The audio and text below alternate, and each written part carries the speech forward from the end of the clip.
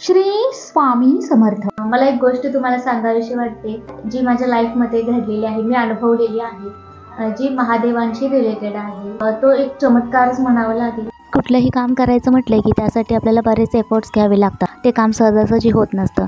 फक्त आपण म्हटलं आणि ते काम पूर्ण झालं असं होत नाही. आणि बेलाची पानं ना मला जास्त मिळाली नव्हती, तरी नशीब 5 पानं मिळाली कशी तरी. आणि मला वाटलंच नव्हतं की मिळतील, तरी मिळालीत. आणि ते झाडं आहे तर बऱ्यापैकी पानगळ झाली होती झाडाची, तर पानं मिळालीच नव्हती. आणि तरी बघा आश्चर्याची गोष्ट, मला 5 का होईनात पानं मिळालेली आहेत आणि ती महादेवांना मी वाहिलेली आहे.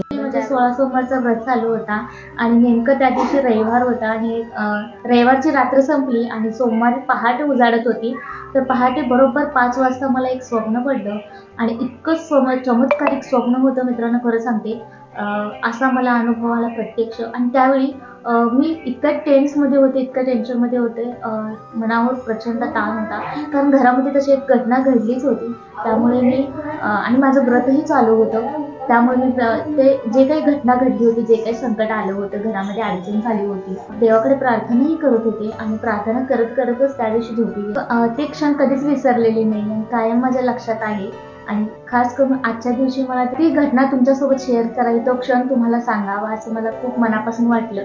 म्हणून मी आज तुम्हाला ती गोष्ट शेअर करत आहे, जे मला अनुभव आलेला आहे. शंभू महादेवांनी मला प्रचिती दिलेली आहे. भले तुम्हाला ही गोष्ट खरी वाटत असेल किंवा खोटी वाटत असेल, मी सांगते ते, पण हे तितकंच खरं आहे. माझंच फक्त चांगलं होऊ दे किंवा मलाच सगळं काही मिळू दे, असं आपण कधी देवाकडे मागत नसतो आणि मागूही नाही, असं मला तरी वाटतं. जेव्हा आपण इतरांसाठी काही मागतो तेव्हा देव आपल्यालाच देत असतात. अशीच घटना माझ्या लाईफमध्ये घडलेली आहे, मला अनुभव आलेला आहे. आणि एक चमत्कारच म्हणावा लागेल की साक्षात्कार जे मला महादेवांनी प्रत्यक्ष दाखवून दिलं. खडबडून मी जागे झाले, असं चमत्कारिक स्वप्न म्हणावं लागेल. मी स्वप्न बघते की माझ्या समोर खरोखर घडते, असं मला कळलंच नाही. ते म्हणजे प्रत्यक्षात माझ्या समोर घडतंय असंच वाटलं मला. ते स्वप्न नव्हतंच असंच वाटते. माझ्यासमोर साक्षात महादेव आले होते असं मला त्यावेळी भास झालेला. दुसरं काहीच दिसलं नाही मला, फक्त शंभू महादेव दिसले. मी मंदिरात उभी आहे, महादेवांच्या मंदिरात मी गेलेली आहे, महादेवांना नमस्कार केलेला आहे आणि प्रार्थना करत आहे. शंभू महादेव समोर प्रकट झाले आणि त्यांनी मला एक गोष्ट सांगितली, फक्त तेवढंच सांगितले आणि ते स्वप्न तिथंच संपलं. आणि त्या स्वप्नात त्यांनी मला अशी एक गोष्ट सांगितली की आणि ती माझ्याकडून त्यांनी पूर्ण करून घेतली. आणि माझं 16 सोमवारचं व्रत पूर्ण झाल्यानंतर मी ते पूर्ण केलेलं आहे, जे त्यांनी मला करायला सांगितलं होतं स्वप्नामध्ये. खरं तर तुम्हाला ही गोष्ट मजेशीर वाटत असेल किंवा चमत्कारिक वाटत असेल किंवा तुम्हाला पटतही असेल आणि नसेलही, पण ही गोष्ट खरी आहे फ्रेंड्स. त्यावेळी झालं असं की स्वप्नामध्ये फक्त मला तेवढीच एक गोष्ट त्यांनी सांगितली. आणि त्यानंतर मी आपण देवाकडे जे काही म्हणजे मागून घेतो बघा, नवस वगैरे करतो किंवा माझं ही इच्छा माझी पूर्ण होते आणि हा नवस मी पूर्ण करेन असं वगैरे, तर ते एक प्रकारचं नवसच होतं आणि ते माझं पूर्ण झालं. त्यांनी स्वतःहून माझ्याकडून पूर्ण करून घेतलं आणि मी ते पूर्ण केलंही.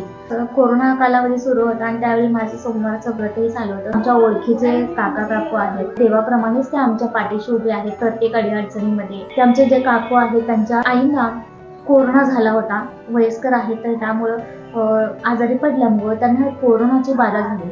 आणि त्यानंतर त्या इतक्या सिरियस झाल्या होत्या, ICU मध्ये भरती होते, व्हेंटिलेटरवर त्यांना ठेवलं होतं, हॉस्पिटलमध्ये ॲडमिट केलं होतं. तेव्हापासून सगळे टेन्शनमध्ये होते. त्यांची प्रकृती लवकर बरी व्हावी, त्या ठणठणीत बरा व्हाव्या म्हणून सगळे प्रार्थना करत होते.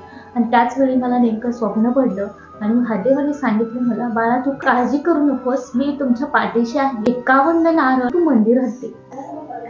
तर शंभू महादेवांनी स्वप्नात येऊन इतकं मला फक्त एवढंच सांगितलं की 51 नारळ फक्त तू माझ्या मंदिरात दे आणि तुझी सगळी चिंता संपेल, मी तुझ्या पाठीशी आहे, काळजी करू नकोस असं त्यावेळी मला महादेवांनी सांगितलं. पहाटे 5 वाजता मित्रांनो स्वप्न पडलं होतं मला आणि ते स्वप्न खरं ठरलं. फक्त तेवढंच दिसलं मला स्वप्नामध्ये, ते 51 नारळ तू मंदिरात दे. मला जाग आली. मी सकाळी सगळ्यांना सांगितलं घरामध्ये.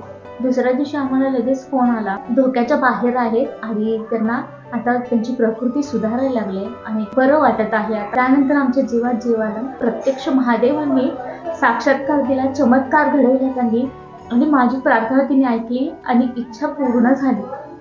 देवावरचा विश्वास आणखीनच वाढला की नक्कीच देव आपल्या अडचणीच्या वेळी, आपल्या आनंदामध्ये, आपल्या अडचणीमध्ये ते नेहमीच आपल्या पाठीशी असतात. स्वप्नामध्ये येऊन मला महादेवांनी असा प्रत्यक्ष चमत्कार दाखवला. तुम्हालाही असे काही अनुभव आले असतील तर मला कमेंटमध्ये नक्की सांगा. बरेच असे अनुभव आले असतील, संकेत मिळाले असतील, तुमची इच्छा एखादी पूर्ण झाली असेल, स्वप्न पूर्ण झालं असेल आणि देवाने तुमची प्रार्थना ऐकली असेल आणि तुम्हाला ते फळ मिळालं असेल. तुमच्यासोबतही असा काही अनुभव आला असेल तर तुम्ही मला कमेंटमध्ये नक्की सांगा. सगळं काही व्यवस्थित झालं. माझं 16 सोमवार व्रत झाल्यानंतर उद्यापन केलं, त्यानंतर 51 नारळही मंदिरात दिले. तर चला मग माझ्यासोबत तुम्ही म्हणा हर हर महादेव. आपण कुठलाही दिखावा करत नाही, आपल्या मनापासून आपण गोष्टी करत असतो ना, तर त्यावेळी ती प्रार्थना आपल्या देवाने नक्की ऐकलेली असते आणि आपली इच्छा ते नक्कीच पूर्ण करतात. आणि नेहमी स्वतःचा आधी विचार न करता इतरांचा विचार केला तर ते देवाला जास्त आवडत असतं आणि कुठल्या ना कुठल्या अनुभवामधून ते आपल्याला प्रत्यय देत असतात, साक्षात्कार देत असतात. तर माझ्या आयुष्यामध्ये मला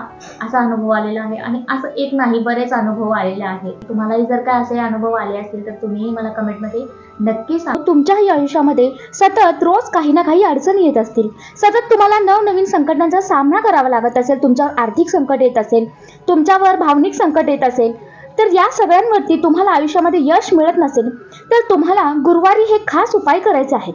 होय मित्रांनो, गुरुवारी तुम्हाला हे खास उपाय करायचे आहेत आणि त्यामुळे तुमचं आयुष्य सकारात्मक होऊन जाणार आहे, बदलणार आहे. काही लोक रात्रंदिवस मेहनत करूनही त्यांना कामामध्ये यश मिळत नाही. त्यांना नेहमी आर्थिक संकटाचा सामना करावा लागतो. पैसा आला तरी खिसा रिकामाच राहतो. याचं कारण म्हणजे कुंडलीतील गुरुची कमजोरी असणं. त्यामुळं आनंद आणि सौभाग्य कमी होत जातं. त्यामुळे माणूस भरपूर पैसा मिळवूनही रिकाम्या हाताने राहत जातो. यासाठी बृहस्पती ग्रहाचं काही उपाय तुम्हाला करायचे आहेत आणि हा ग्रह तुम्हाला मजबूत करायचा आहे आणि ग्रह दोषांपासून तुम्हाला मुक्ती मिळवायची आहे. बृहस्पती ग्रहाचा आशीर्वाद मिळताच तुमच्या जीवनामध्ये यश, सुख, सौभाग्य आणि धनप्राप्ती होते. आयुष्यामध्ये येणारी सगळी अडथळं दूर होऊन भगवान विष्णू सोबत तुमच्या घरी माता लक्ष्मी येते. चला तर जाणून घेऊयात हे उपाय कोणते आहे आणि ते केल्याने तुमचे ग्रह कसे मजबूत होतात आणि चांगल्या स्थितीमध्ये येतात. घरामध्ये पूजनेनंतर तुम्हाला हळदीचा टिळा लावायचा आहे. जर तुम्हाला नोकरी व्यवसायामध्ये यश मिळत नसेल तर दर गुरुवारी भगवान विष्णूची पूजा करा. पूजेच्या खोलीमध्ये हळदीचा माळ लटकवायचा आहे. यासोबतच पिवळे वस्त्र, पिवळे कपडे परिधान करायचे आहे. हाताच्या मनगटावर व मानेवर हळदीचा छोटा टिळा लावावा. असं केल्यानं तुमच्या कुंडलीतील गुरुची स्थिती मजबूत होते. जीवनातील समस्या, संकट आणि सगळे संपून जातात. तुमच्या जे काही आर्थिक समस्या असतील ते देखील कमी होण्यास मदत होते. गुरुवारी सूर्योदयाच्या वेळी स्नान करून भगवान विष्णू आणि माता लक्ष्मीची पूजा करावी.